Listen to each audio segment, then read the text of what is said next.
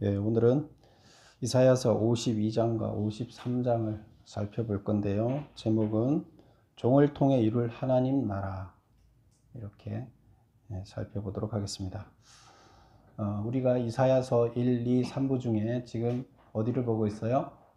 3부를 보고 있죠. 그래서 1부는 심판, 2부는 역사적인 사건, 3부는 구원에 관한 이야기다, 이렇게 얘기를 했었는데요. 구원을 다루고 있습니다. 그래서 3부의 구원 중에서 또 이제 세 단락으로 나눈다 그랬는데, 1단락은 회복 구원이 이루어질 것이다. 2단락은 구원자에 대한 이야기, 3단락은 이스라엘의 미래, 이렇게 다루고 있다. 지금은 두 번째 단락을 다루고 있습니다. 그래서 종에 관한 이야기를 하고 있는 겁니다. 여기서 종은 뭐였죠? 메시아를 얘기한다, 이렇게 얘기를 했었죠. 자, 그러면 오늘 그 종에 관한 이야기 중에서 핵심이 들어있는 장이 되겠습니다. 이사야서의 핵심은 결국 구원에 관한 주제가 구원에 관한 건데, 이사야라는 말 자체가 하나님이 구원자이시다, 이런 뜻이라고 그랬잖아요. 그 이름 자체가 그렇다 그랬죠. 그래서 이사야서의 주제가 구원이다, 이렇게 얘기를 했었는데요. 그러면 이사야 주제가 구원이면 구원자가 중요하겠죠. 근데 구원자를 이제 종이라고 하는데, 그래서 이사야서에서 종에 관한 이야기가 핵심이 되는 거예요. 구원자, 종. 그러면 그 종에 관한 이야기가 4편이 있었다 그랬죠. 1, 2, 3, 4. 그래서 네 번째 종이 이제 결론적으로 다 이제 이야기를 하고 있어요. 그래서 오늘 나오는 데가 바로 이사야서의 핵심 주제가 될 수 있는 종에 관한 결론 부분, 네 번째 종의 이야기, 네 번째가 되겠습니다. 그래서 종에 관한 이야기 네 번째는 핵심이 뭘까요? 우리를 구원하기 위해서 고난받고 돌아가셨다. 그래서 구원의 길을 열어놨다. 이게 핵심이죠. 그래서 그 이야기를 어떻게 표현하고 있는가? 이사야가 어떻게 그것을 표현하고 있는가? 우리는 그 표현을 읽으면서 가슴에 그 표현 속에서 우리는 깊이 이렇게 뭔가 느껴지는 것이 있어야 됩니다. 자, 그러면 이제 전체 구조를 보면 지금 종의 노래가 어디부터 시작되나 하면 52장 13절부터 시작돼요. 52장 13절부터 53장 끝에까지. 이게 종의 노래예요. 그 주보에 보면 그 두 번째 녹색으로 되어 있는 두 번째 제목이 있죠. 종의 노래 4 해서 52장 13절에서 또 53장 12절 끝에까지. 이게 종의 노래다, 이렇게 되어 있고, 종의 노래 앞쪽에는 이제 다른 얘기가 있는데 뭐예요? 제목이 뭐죠? 예루살렘의 해방, 하나님의 응답 세 번째, 이렇게 되어 있는데, 이게 이제 1절부터 12절까지 나오는 이야기인데요. 우리가 지난 51장에서 51장 기억나세요? 51장에서 이사야가 하나님한테 물었죠. 하나님 나라, 공의로운 하나님 나라가 이제 이루어질 것이다, 이렇게 얘기를 하나님이 이렇게 이루어질 거다 얘기를 했더니, 이사야가 그 이야기를 듣고 뭐라 그랬어요? 신속하게, 우리 지금 포로로 잡혀 있는 우리 민족들이 신속하게 돌아와서 하나님 나라가 이곳에 빨리 이루어지게 해주세요, 이런 이야기를 했었죠. 그랬더니 하나님께서 위로해 주시면서 알았다, 그렇게 해주겠다 하는 게 첫 번째 응답이었고, 두 번째 응답이 잔을, 무슨 잔이었죠? 잔을 옮기겠다. 무슨 잔? 예? 분노의 잔. 하나님의 분노의 잔을 너희들한테서부터 어디로 옮기겠다?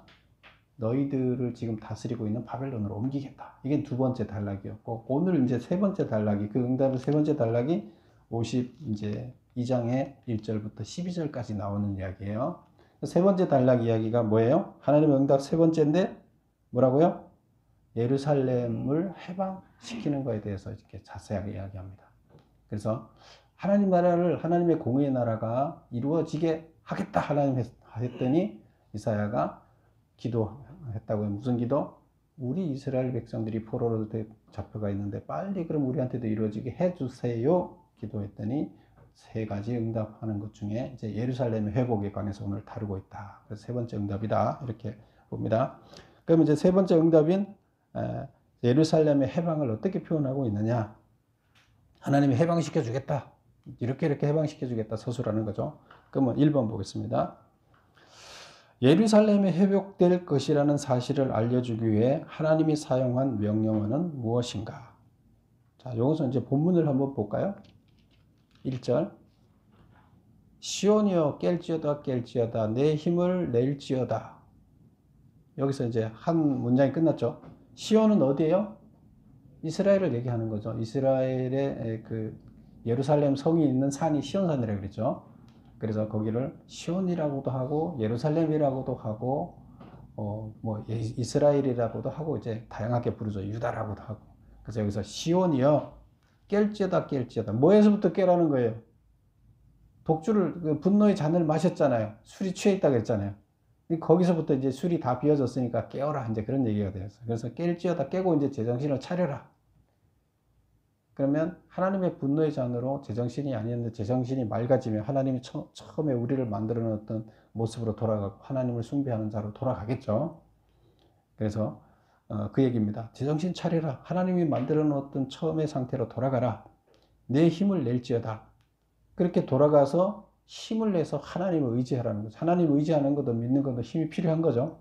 그래서 힘을 낼지어다. 하나님을 바라보고 매달리려는 힘을 낼지어다. 거룩한 성 예루살렘이여. 앞에는 시온이라 그랬고 여기는 또 예루살렘 성이여 이렇게 얘기를 하는 거죠. 똑같은 말이죠. 내 아름다운 옷을 입을지어다. 이제부터 거기까지 보면 내 아름다운 옷을 입을지어다는 뭐예요? 신분을 얘기하는 거죠. 신분에 따라서 좋은 옷을 입고 노예들은 막 티끌이 잔뜩 묻은 지저분한 옷을 입는데 아름다운 옷은 이제 귀족들이 입는 거죠. 그러면 이제 너희가 포로의 노예로부터 이제 귀족의 옷을 입어라. 아름다운 옷을 입어라. 그럼 회복된다는 얘기죠. 신분이. 그런 얘기고. 이렇게 되는 이유는 뭐냐? 이제부터 할례 받지 아니한 자와 부정한 자가 다시는 내게로 들어옴이 없을 것임이라. 내가 그렇게 하겠다는 거예요. 하나님이 그들이 예루살렘 성을 맨날 침범해 왔었잖아요. 근데 그들이 못 오게끔 내가 할 거니까 너희들은 내 옷도 깨끗이 입고 정신도 이제 맑게 하고 그렇게 해라. 회복된다는 표현을 이렇게 하는 겁니다. 그 다음에 두 번째 보면 2절. 너는 티끌을 털어버릴지어다. 예루살렘이여 일어나 앉을지어다. 사로잡힌 딸 시온이여 내 목에 줄을 스스로 풀지어다. 티끌을 털어버릴지어다. 이제 그 옷에 지저분한 거 털어버리고 깨끗해져야 되잖아요. 그래서 티끌을 털어버릴지어다. 예루살렘이여 일어나 앉을지어다. 일어나 어디에 앉으라는 거예요? 보좌에 앉으라는 얘기예요. 그래서 보좌는 왕이 앉는 자리잖아요. 이스라엘은 원래 하나님이 이 세계를 다스리도록 하나님의 뜻대로 이끌어 가도록 리더자로 세운 자들이잖아요. 그래서 어떻게 보면 이 세상에 왕자에 앉아 있어야 돼요. 이스라엘은. 그렇죠? 하나님의 종으로서의 자리에 앉아 있어야 되는데 세상을 이끌어가는 자리에 있어야 되는데 그렇지 못했으니까 이제 낮은 자리에 가서 노예 생활했으니까 노예 생활의 먼지를 털어버리고 이제 보좌에 앉아라. 일어나서 앉아라. 이런 얘기가 되는 겁니다. 다시 회복돼서 돌아와서 내 자리를 찾아라. 그런 얘기가 되는 거죠. 사로잡힌 딸 시온이여 내 목의 줄을 스스로 풀지어다. 사로잡힌 거 포로로 가 있는 딸 시온이여 이 예루살렘아 어떻게 하라고요? 그 포로들한테 이제 목줄이 이렇게 뭐 발에도 줄을 묶고 목에도 줄을 묶고 이렇게 자유를 제한하고 있죠. 그런데 내 목의 줄을 어떻게 풀으라는 거예요? 내가 풀어주겠다 그랬어요? 스스로 풀지어다. 이게 무슨 말일까요? 스스로 풀지어다. 우리가 하나님은 항상 우리한테 일을 할 때 우리가 어떻게 할 수 있는 길을 열어 놓으시고 하나님이 우리를 다 처음부터 끝까지 다 입에다 넣어주는 게 아니라 그랬죠. 스스로 우리가 해결해야 될 그것을 만들어 가게끔 역사를 만드신다 그랬죠. 그래서 우리가 뭘 하지 않으면 역사는 바뀌지 않는다 그랬어요. 우리를 통해서 역사를 움직여 가야 돼요. 하나님 나라도 만들어질 때 우리를 통해서 만들어야 돼요. 그럼 우리가 안 움직이면 하나님이 계획을 갖고 있더라도 완성되지 않겠죠. 하나님이 그렇게 원칙을 정해놓고 우리를 통해서 하시겠다는 작정을 하신 거예요.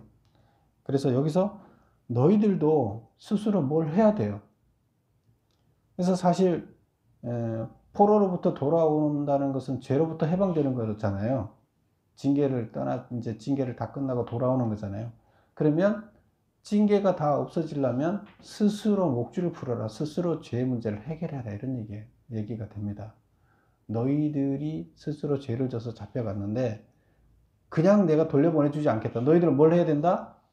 회개해서 깨끗해져야 내가 돌려보내줘. 나 돌려보낼 계획은 다 끝났어. 그럼 네가 마음을 지금 회개하고 돌이켜야 돼. 깨끗해져야 돼. 근데 그거는 내가 하는 게 아니라 네가 하라는 거죠. 그래서 그런 이야기가 되겠습니다. 그래서 예루살렘이 회복될 것이라는 얘기를 이렇게 시어로 아름답게 이렇게 표현을 하고 있습니다. 그럼 메모를 한번 보겠습니다. 깰지어다, 힘을 낼지어다. 이제 명령어 동사만 살피는 거예요.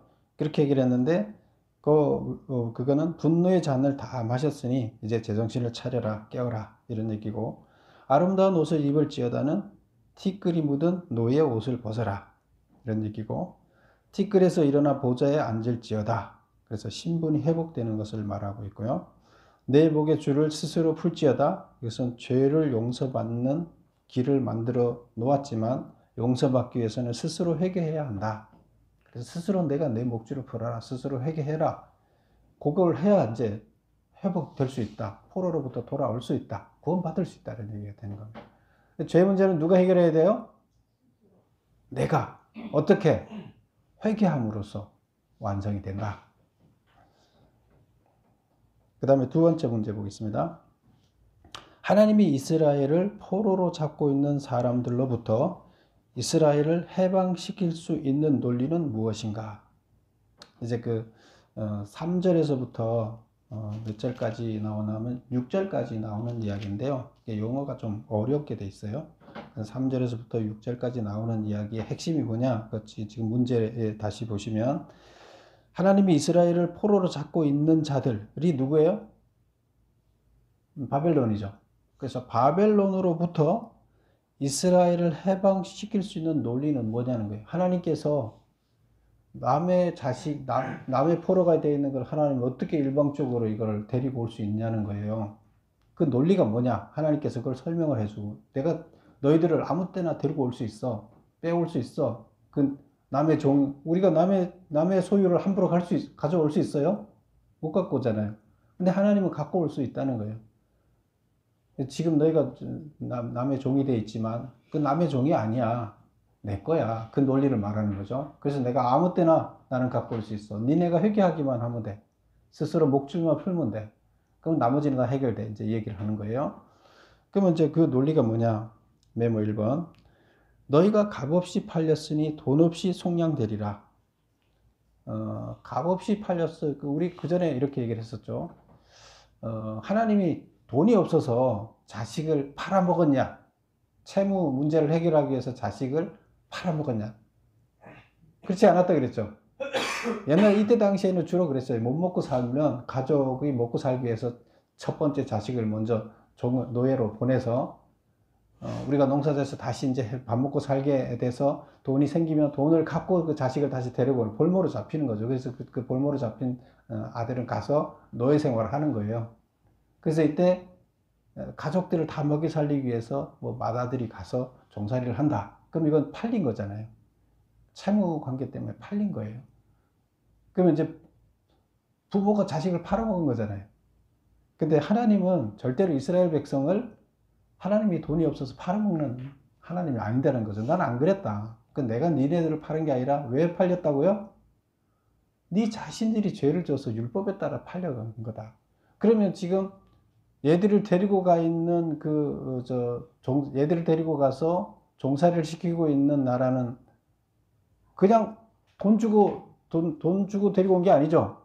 그냥 율법에 따라서 왔는데 어부지리로 노예가 그냥 생긴 거예요. 공짜로 노예가 생긴 거예요. 그럼 아무 때나 데리고 와도 뭐 할 말이 없다는 거예요. 무슨 말인지 알겠죠? 그 얘기를 여기서 하는 겁니다. 그래서 이 말이 무슨 말이냐? 너희가 값없이 팔렸으니 돈 없이 속량되리라. 그래서 걔네들한테는 내가 언제 빼와도 할 말이 없어. 걔들이 돈 주고 너희들을 데리고 간 게 아니기 때문에 자기들은 어부지리로 지금 가서 니네 벌 받게 하기 위해서 데리고 가 있기 때문에 아무 때나 데리고 와도 돼. 이제 이런 얘기가 되는 겁니다. 그 다음에 두 번째, 내 백성이 까닭 없이 잡혀갔으니 내가 여기서 어떻게 하랴. 그래서 내 백성이 잡혀갔는데 어떻게 잡혀갔느냐. 그 4절 끝에 보면 전에 애굽에 내려가서 거기서 거류하였고 애굽에 가서 내 백성이 노예 생활을 할 때도 있었다. 그런데 애굽이 이때도 돈 받고 자기가 돈을 주고 노예를 사갔나요? 아니, 스스로 들어가서 노예가 된 거잖아요. 그 다음에 아수르는 공연히 그들을 압박하였도다. 아수르가 이스라엘 백성을 노예 생활 시킬 때도 이스라엘 죄 때문에 훈련받으러 간 거지 아수르가 돈 주고 사간 거 아니잖아요. 그 얘기를 하는 거예요. 그 다음에 이제 5절에 보면 그러므로 이제 여호와께서 말씀하시되 내 백성이 까닭없이 잡혀갔으니 지금 잡혀간 데는 어디예요? 바벨론이죠. 바벨론이 잡혀갔는데도 죄 때문에 잡혀간 게 아니다는 거예요. 까닭없이 잡혀갔다는 거예요. 그냥 걔들은 공짜로 노예를 데려다 쓰고 있다는 거예요. 그럼 지금 여기서 이익을 보는 데는 바벨론이잖아요. 그러니까 내가 아무 때나 데리고 와도 내 백성 데려와도 걔들 아무 소리 할 수 없어. 이제 이런 이제 얘기를 하는 거죠. 그래서 메모 2번에 내 백성이 까닭없이 잡혀갔으니 내가 여기서 어떻게 하랴. 그럼 내가 어떻게 하면 되겠냐는 이 얘기는 무슨 말이야? 내가 아무 때나 데리고 오겠다는 거예요. 근데 못 데리고 오는 이유가 뭐예요? 네 스스로 목줄을 풀어야 되는데 스스로 목줄을 못 풀기 때문에 내가 못 데리고 온다는 거예요. 그게 뭐예요? 죄의 문제를 너희가 회개하고 정결해져야 내가 데리고 온다. 그것 때문에 지금 훈련받으러 갔으니까. 근데 그걸 해라. 그 얘기가 되는 거예요. 그래서 나는 항상 준비되어 있다. 니네가 그걸 해서 죄의 문제가 다 해결되면 바로 나는 아무 때나 데리고 올 수 있다. 이 얘기를 하는 거예요. 그래서 2번 그 메모 보면 내가 여기서 어떻게 하랴. 채권 없이 잡아간 백성을 돌려달라고 요구할 수 있다. 나는 언제나 그런 얘기고. 그 다음에 그 3번 가로 3번 그들을 관할하는 자들이 떠들며 내 이름을 항상 종일토록 더럽히도다. 또 내가 니네 그 종살이 하고 있는 너네들을 데리고 와야 할 이유가 또 있다. 뭐냐 하면 그놈들이 잡아가서 일시키고 있는 바벨론들이 뭐라고 하냐면 나를 욕한다는 거예요. 하나님은. 하나님 지 자식들도 지키지 못하는 신이다. 무능한 신이다. 욕한다는 거예요. 그래서 내가 그 소리 안 듣기 위해서라도 난 데리고 오겠다. 이제 이런 얘기가 되겠다. 그러니까 나는 모든 준비가 이미 끝났다는 거예요. 하나님은. 니네가 목줄만 풀면 된다. 그 얘기를 하는 겁니다. 아시겠죠? 예. 그래서 그 두 번째 단락은 그런 얘기고, 이제 이스라엘이 해방된다는 얘기를 이렇게 표현하고 있다 그랬어요. 그 다음에 이제 세 번째는 7절부터 이제 10절까지 나오는 이야기인데, 메모 3번을 보겠습니다.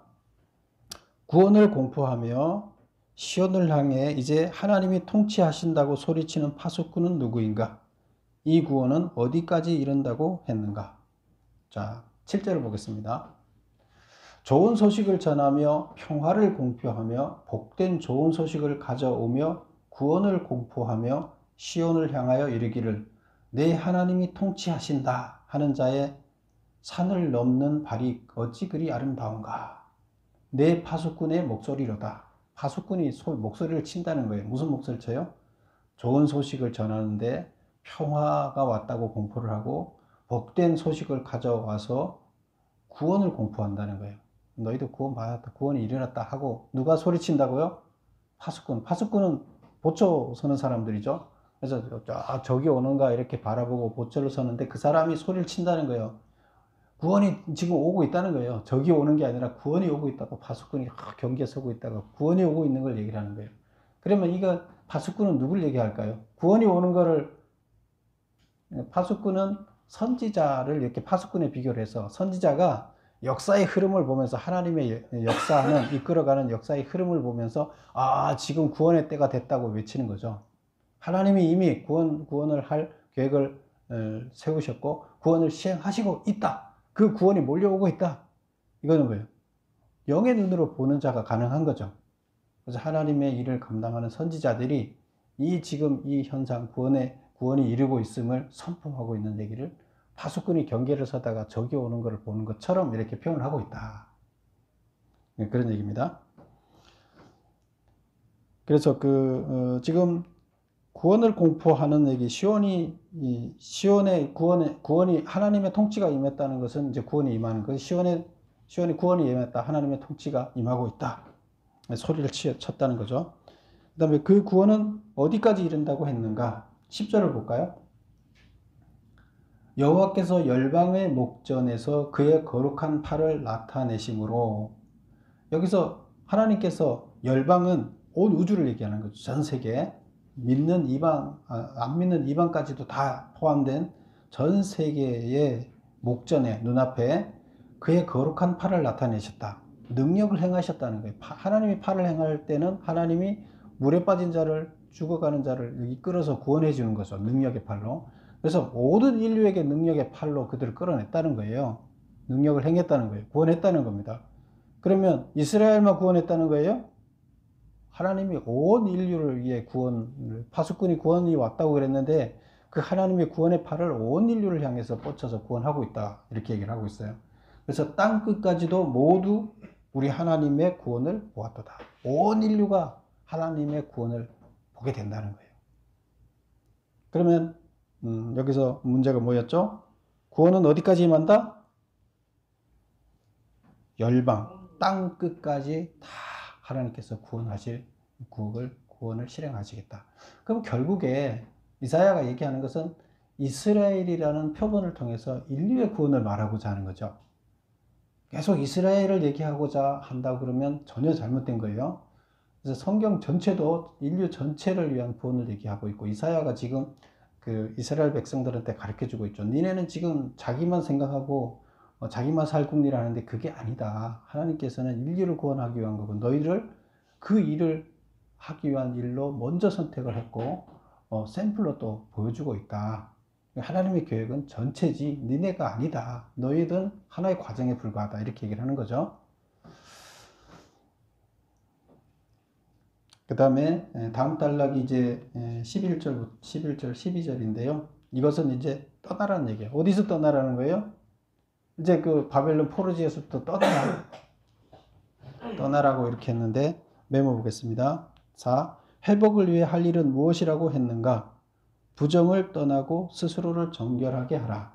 그래서 11절을 보면 너희는 떠날지어다. 거기서 나오고 부정한 것을 만지지 말지어다. 포로지에서 나오는데 부정한 것 만지지 말라. 왜? 너는 거룩한 백성으로 거룩한 땅에 들어가야 되니까. 그리고 가운데서 나올지어다. 여호와의 기구를 메는 자들이여. 하나님 성전을, 예루살렘 성전에 있는 기구들을 다 걔네들이 훔쳐갔죠. 뺏어갔죠. 근데 돌아올 때 페르시아 왕이 바벨론이 뺏어간 거 다 예배 기구들을 돌려줬죠. 네, 그 얘기입니다. 그래서 여기서 여호와의 기구를 메는 자들이여 스스로 정결하게 할지어다. 하나님의 기구, 예배에 쓰는 기구를 메는 사람들이 부정하면 하나님의 구약에 보면 죽었죠. 그래서 정결하지 않으면 메고 오지 못해요. 죽어야 돼요. 그러니까 정결해지라는 거예요. 그러니까 너희가 회복되려면 뭘 해야 된다?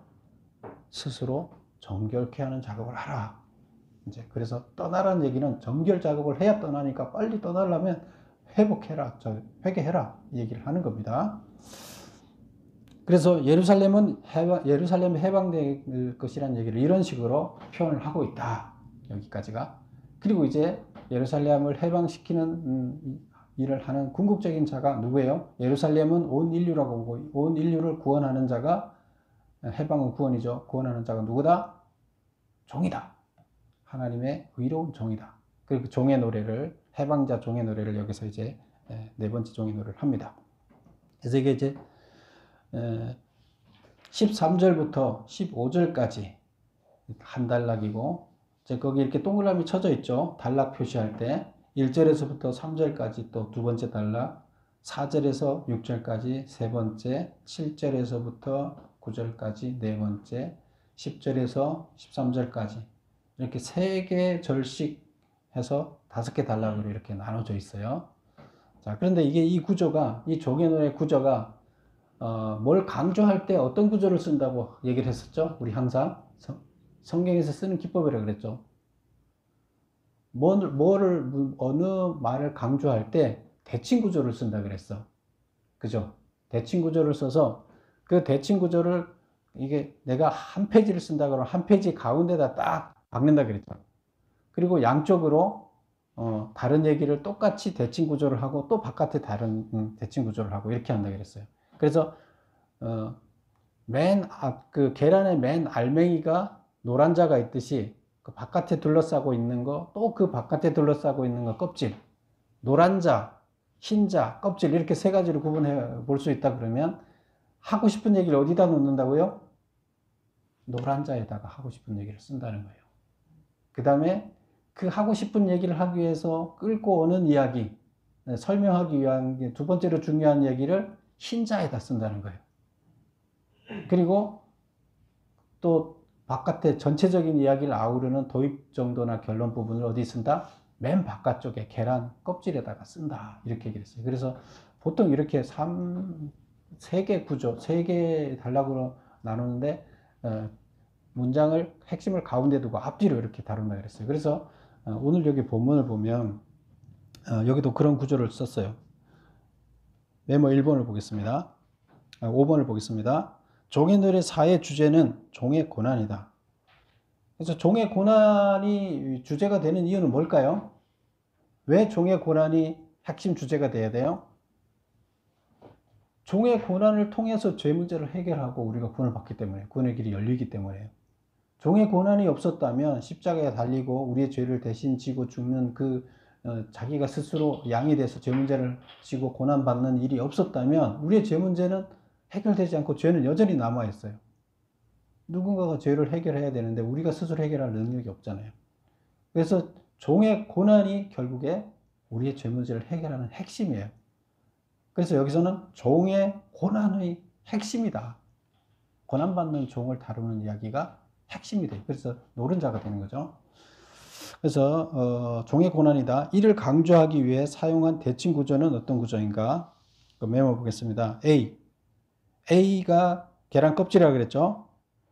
B가 노른자, B가 흰자, C가 노른자. 그래서 A, 종의 승리. 그러면 맨 끝에 A-가 있죠. 이 껍질이죠. A와 A-는 껍질이죠. 그래서 종의 승리, 종의 승리 이렇게 양쪽으로 대칭으로 앞뒤로 놨죠. 그 다음에 또 B, 종의 배척, B-, 종의 배척. 그래서 양쪽 끝으로 놨죠. 그리고 가운데 종의 고난. 이런 구조로 문장을 그렇게 5개 단락으로 구분하고 있다. 이해하시죠? 예. 그래서 이제 그러면 이게 5개 단락을 살펴보면 오늘 공부는 끝이에요. 5개 단락을 어떻게 표현하고 있느냐?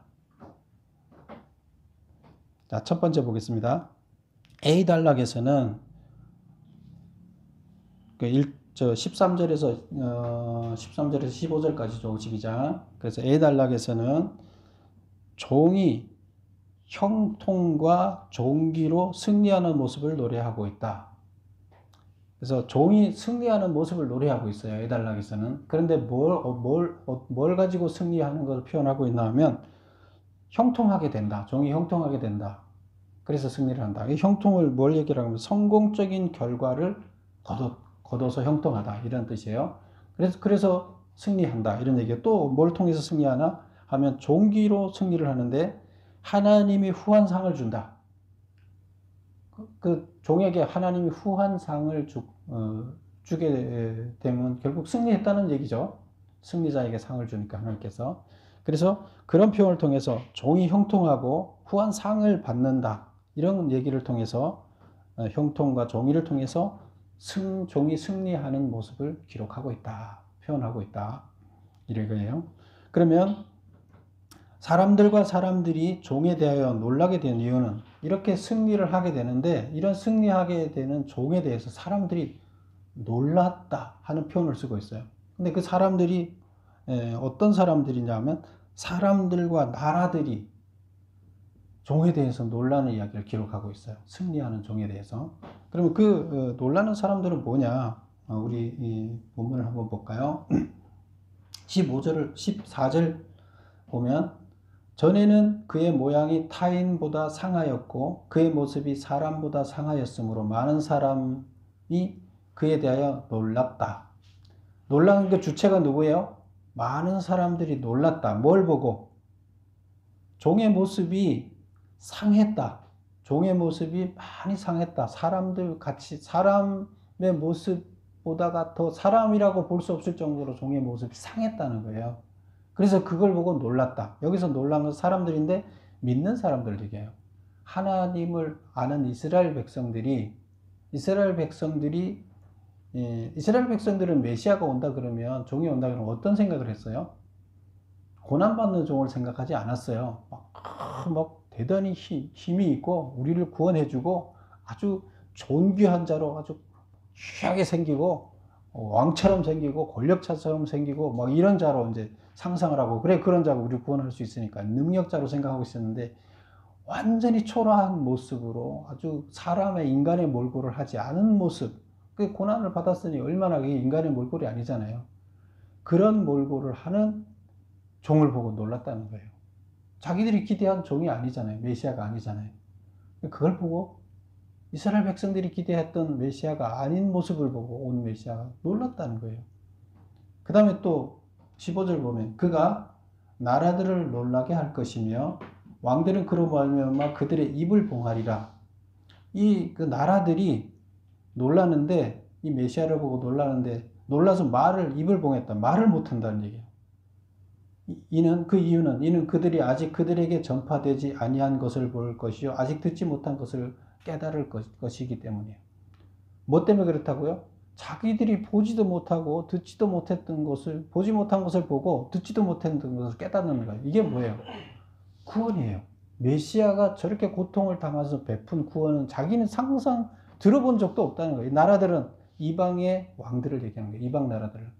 근데 이방 나라들이 자기들이 막 로마 같은 데서 이스라엘을 괴롭히고 그랬는데 그 고난받는 종이 자기들을 괴롭힌 자들을 구원하는 사실이에요. 구원했다는 사실이에요. 이게 놀라운 거잖아요. 자기들은 죽이려고 그러는데 그 자는 고통을 받으면서 자기들을 구원해 준 거예요. 그러니까 입이 할 말이 없어요. 입을 다물고 놀라는 거예요.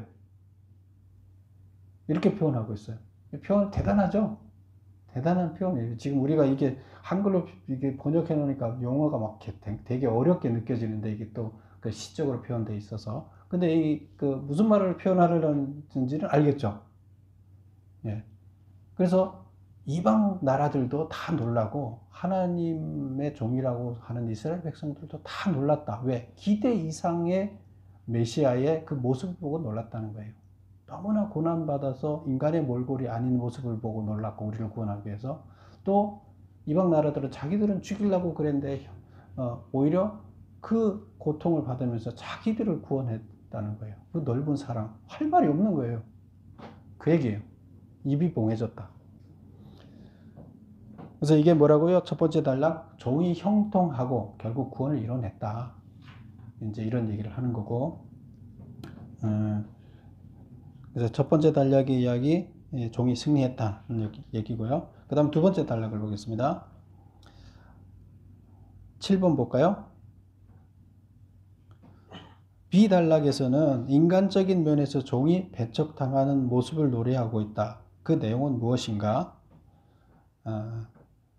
1절 한번 53장 1절을 보겠습니다. 우리가 전한 것을 누가 믿었느냐? 여호와의 팔이 누구에게 나타났느냐? 우리가 전한 것은 뭐예요?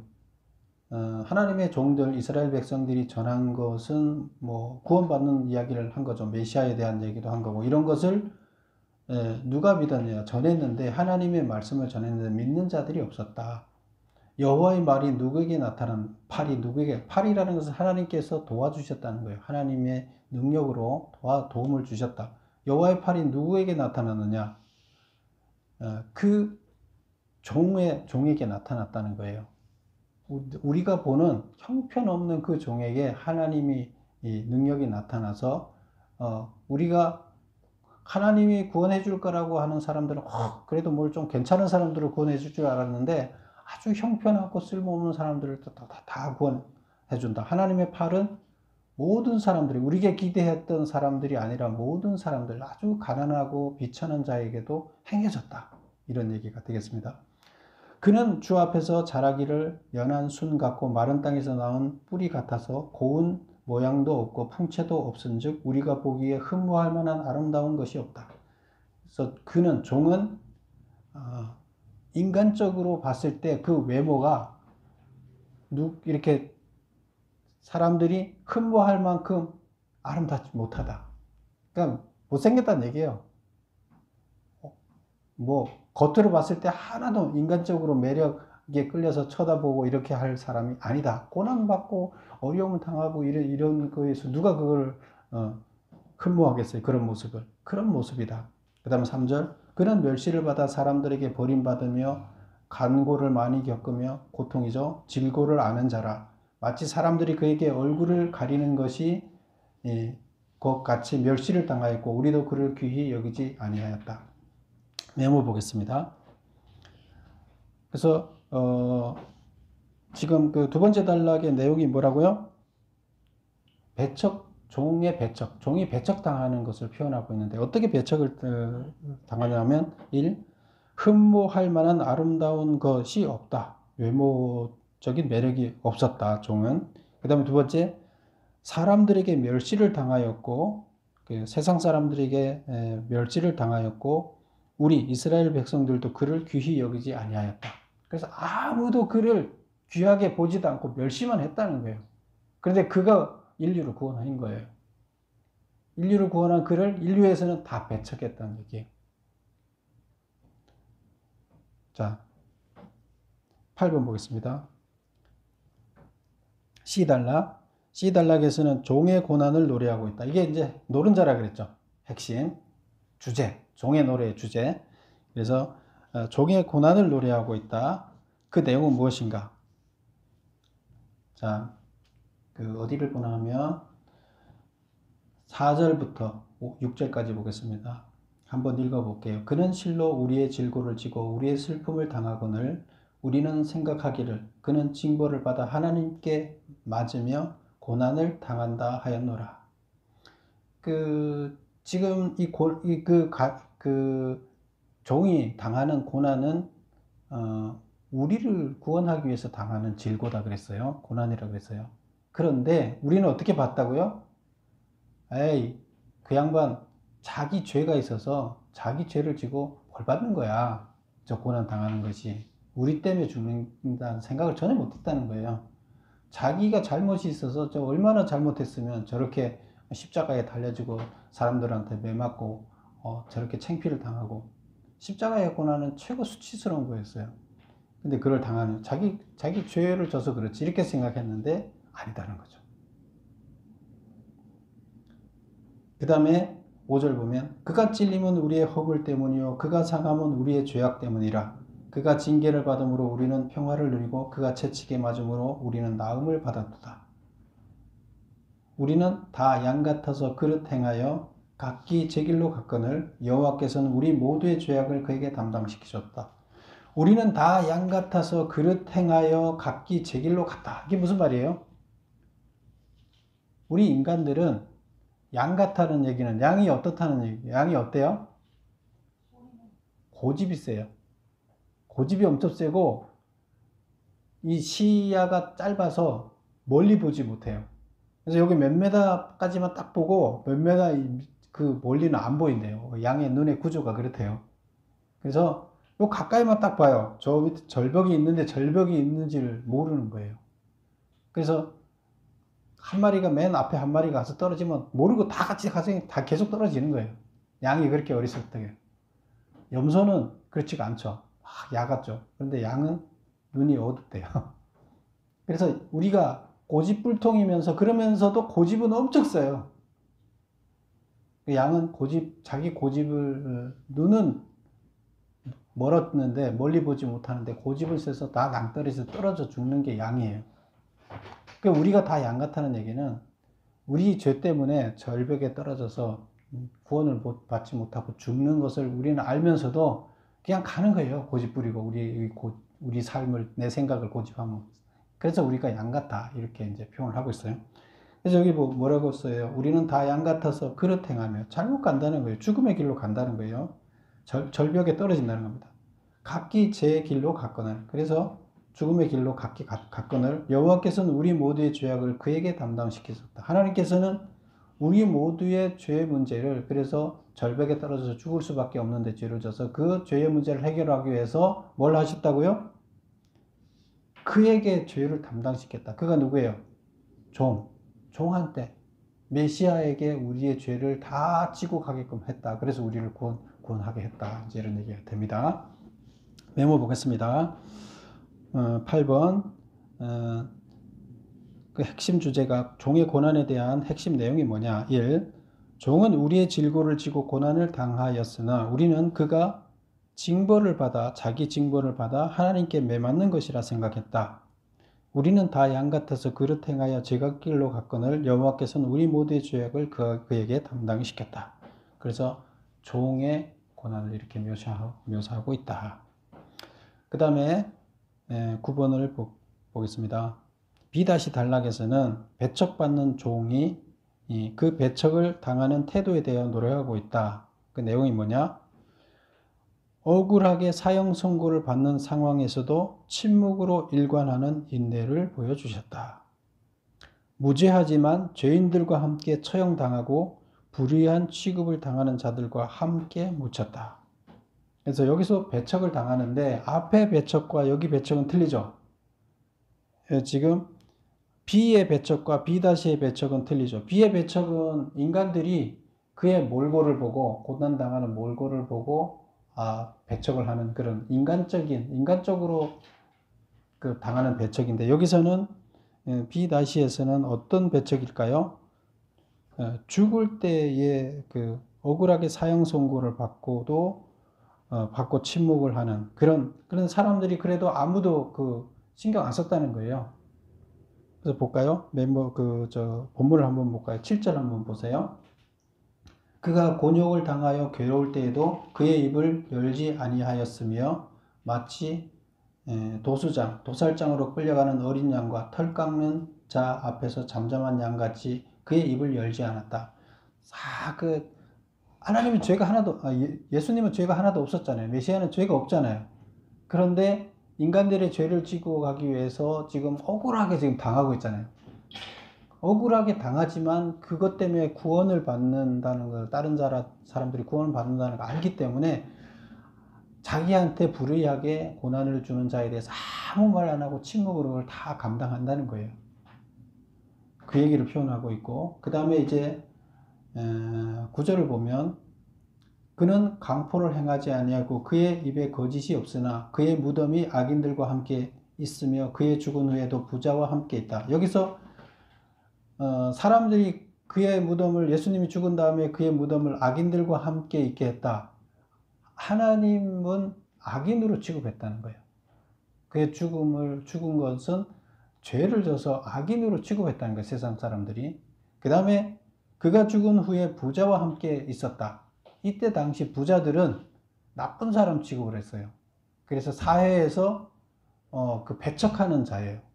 왜? 집에만 불게 한다고, 부자들이. 그래서 저 부자가 됐다고. 다른 사람들 뺏어서.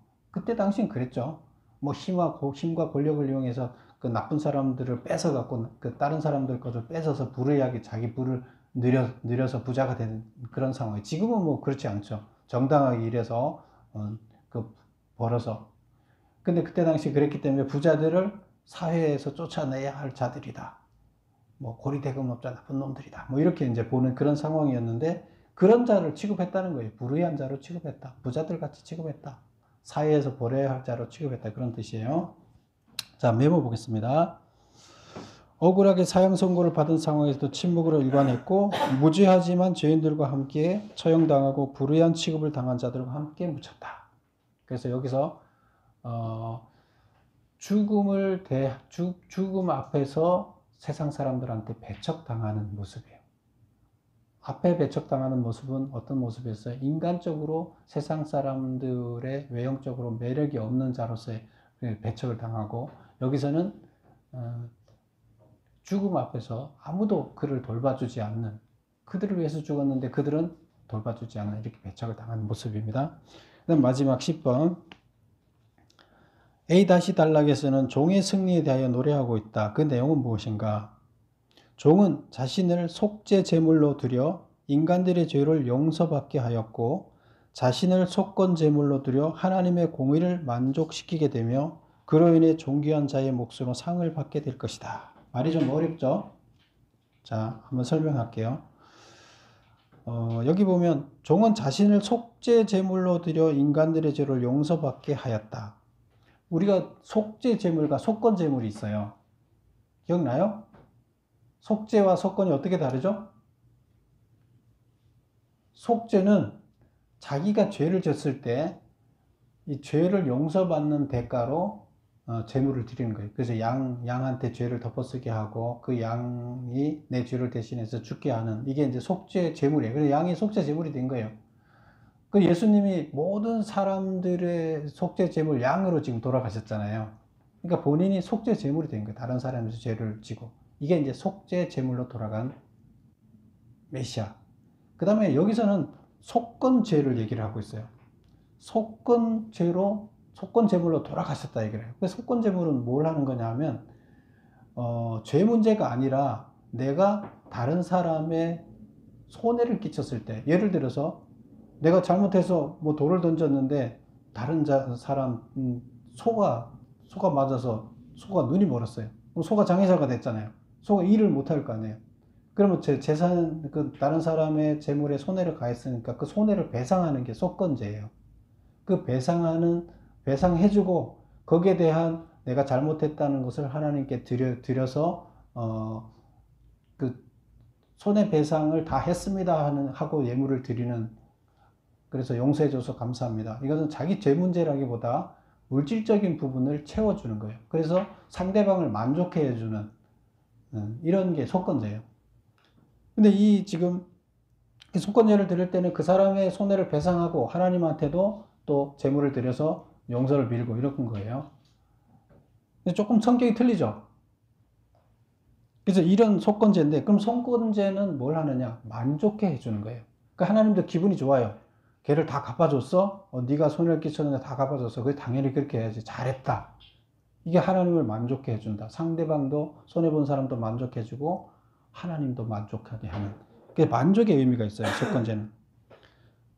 그런데 여기서 보면 메모 1번을 보면 종은 자신을 속죄 제물로 드려 인간의 죄를 용서받게 하고, 속죄 제물로 드려졌으니까 인간의 죄의 문제를 용서받게 했죠. 그 다음에 자신을 속건제로 드려 하나님의 공의를 만족시키게 되었다. 하나님의 앞에서 우리가 공의에 대해서 배웠죠. 하나님 나라의 이념이 공의다. 그래서 모든 사람들이, 가난한 사람들이 없고 손해보는 사람들이 없고 다 행복하게 살 수 있게 하는데, 속건제를 드림으로 인해서 하나님의 공의를 실현시켰으니까 하나님도 기분이 좋다. 하나님 만족시켰다. 그래서 예수님이 속건제를 드려서 하나님 죄 문제만 아니라 죄 이상의 만족해 하는 제물이 되었다. 공평, 정의를 실현하는 제물이 되었다. 이런 얘기가 됩니다. 그래서 속죄 제물만 됐으면 하나밖에 못했는데 속건 제물까지 됐기 때문에 완벽하게 죄 문제도 해결하고 공의도 실현하는 예수님이 됐다. 메시아가 됐다. 이런 뜻이 됩니다. 그러니까 성공하신 거죠. 승리하신 거죠. 그래서 그로 인해 존귀한 자의 몫으로 상을 받게 될 것이다. 하나님께서 그렇기 때문에 속건 제물까지 됐기 때문에 더 큰 상을 주신다. 이렇게 결론을 맺고 있습니다. 그래서 오늘 보면 오늘 내용이 좀 길었는데요. 오늘 결론은 결국에 뭐예요? 고난받는 종의 이야기인데, 그 고난받는 종이 우리 마지막 부분에 결론이 있는 거죠. 속죄 제물이 돼서 죄 문제를 해결해 주셨고, 또 속건제가 돼서 우리가 살고 있는 이 세계에 공의가 실현되게끔 해 주셨다. 그래서 하나님께서는 그 메시아한테 가장 존귀한 상을, 가장 높은 자리에 앉을 수 있는 존귀한 상을 주셨다. 그의 삶을 보고. 결국 우리가 이 땅에서 하나님 나라가 완성됐을 때 이 땅의 삶을 가지고 우리가 평가를 받고 거기 상을 받는 거예요. 다 평가를 받아요. 그 죄 문제를 어차피 하나님을 회개하고 믿으면 구원을 받는다 하더라도 그 다음에 이제 상이 주어져서 그들한테 주어지는 상은 뭐 우리가 상 뭐 필요 없어, 구원만 받으면 되지 이렇게 생각하는데, 거기서 주어지는 상은 너무나 존귀한 거라서 상을 받은 자를 쳐다보면 모두가 그를 가슴 깊이에서부터 그를 존경하고 우러르는 그런 모습이에요. 그런 것은 이 세상에서도 누릴 수 있는 영광, 어떤 영광으로도 누릴 수 없는 거예요. 이 세상에서 가장 높은 자리가 되고 가장 귀한 보석을 갖고 가장 재물이 많은 사람이라도 권력이 많은 사람도 누릴 수 없는 그런 명예를 가지는 게 상이에요. 하나님 주시는 상이에요. 근데 그 상을 메시아한테 가장 큰 상을 주신다는 거예요. 여러분 상 받아야 되겠어요? 말아야 되겠어요? 받아야 되겠죠. 그럼 받아야 되면 이 땅의 목표를 두고 내가 뭘 끌어모아서 내가 부자 되겠다, 잘 살아야 되겠다 하는데 목표가 있으면 상을 받겠어요? 물론 그게 나쁘다는 건 아니지만 그게 목표가 아니라 그걸 통해서 공의를 실현하는 일을 내가 감당해야 돼요. 그렇죠? 하나님의 이념을 감당해야 되고 또 희생을 해서 많은 사람들이 메시아가 많은 사람들을 구원했듯이 내가 또 전도를 하고 말씀을 전파해서 구원할 수 있는 그 구원의 길, 희생제물과 속건제가 돼야 돼요, 우리가. 그래야 우리도 하나님의 상을 받는 자가 된다는 겁니다. 여러분 모두 속건제, 희생제물이 되는 삶을 사셔서 상 받는 자들이 되시기를 축원합니다. 기도하겠습니다.